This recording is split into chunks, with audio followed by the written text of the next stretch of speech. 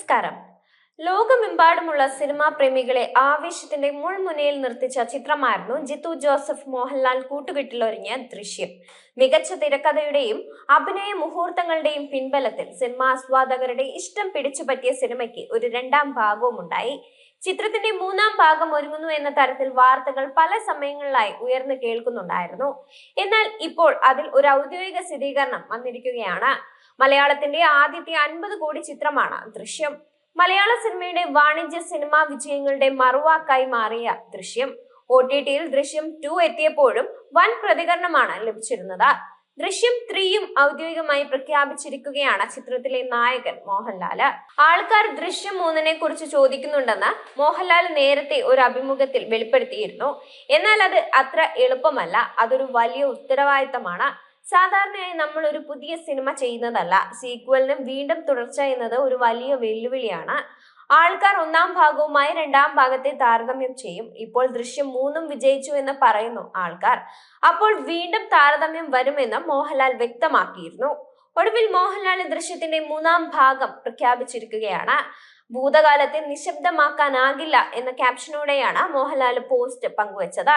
നിമിഷ നേരം കൊണ്ട് മോഹൻലാലിന്റെ പോസ്റ്റ് സമൂഹ മാധ്യമങ്ങളിൽ വൈറലായിരിക്കുകയാണ്.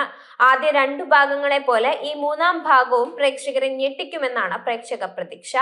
മലയാളത്തിലെ ആദ്യ 50 കോടി ചിത്രമായിരുന്നു ദൃശ്യം. 2013 ഡിസംബർ 19-ന് പുറത്തിറങ്ങിയ ചിത്രം അന്നുവരെയുള്ള എല്ലാ റെക്കോർഡുകളുമാണ് തകർത്തെറിഞ്ഞത്. 75 കോടിയായിരുന്നു ആദ്യ ഭാഗം തിയേറ്ററിൽ നിന്നും നേടിയത്. തമിഴ്, തെലുങ്ക്, ഹിന്ദി, കന്നഡ തുടങ്ങിയ ഇന്ത്യൻ ഭാഷകളിലേക്ക് ചിത്രം റീമേക്ക് ചെയ്യപ്പെട്ടിരുന്നു. 2021 ഫെബ്രുവരി 19-നാണ് ദൃശ്യം രണ്ടാം ഭാഗം പുറത്തിറങ്ങുന്നത്. ആമസോൺ പ്രൈമിലൂടെ OTT റിലീസായിട്ടായിരുന്നു ചിത്രം പ്രേക്ഷകരിലേക്ക് എത്തിയത്. ഇന്ത്യയും കടന്ന് ചൈനീസും കൊറിയനും ഉൾപ്പെടെ നിരവധി ഭാഷയിലേക്ക് റീമേക്ക് ചെയ്യപ്പെട്ടിരുന്നു. കുടുംബത്തിന് വേണ്ടി നിൽക്കുന്ന ഒരാൾ എന്നതായിരുന്നു ആ ചിത്രത്തിൽ ആളുകൾക്ക് താല്പര്യമുണ്ടാക്കിയ ഘടകം. 6 വർഷത്തിനു ശേഷം ദൃശ്യം 2 പ്ലാൻ ചെയ്യുമ്പോഴായിരുന്നു കോവിഡ് വന്നത്.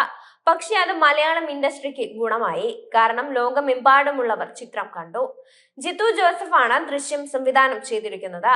ജോർജ് കുട്ടിയായ മോഹൻലാലിന് പുറമെ ദൃശ്യം സിനിമയിൽ മീന, അൻസിബ ഹസൻ, എസ്തർ അനിൽ, ആശ ശരത്, ഇർഷാദ്, റോഷൻ ബഷീർ, അനീസ് ജി മോഹൻ, കുഞ്ചൻ, കോഴിക്കോട് നാരായണൻ നായർ, പി ശ്രീകുമാർ, ശോഭ മോഹൻ, കലാഭവൻ റഹ്മാൻ, കലാഭവൻ ഹനീഫ്, ബാലാജി ശർമ്മ, സോണി ജി സോളമൻ, പ്രദീപ് ചന്ദ്രൻ, അരുൺ എസ്, ആന്റണി പെരുമ്പാവൂർ തുടങ്ങിയവർ വേഷമിട്ടിരുന്നു.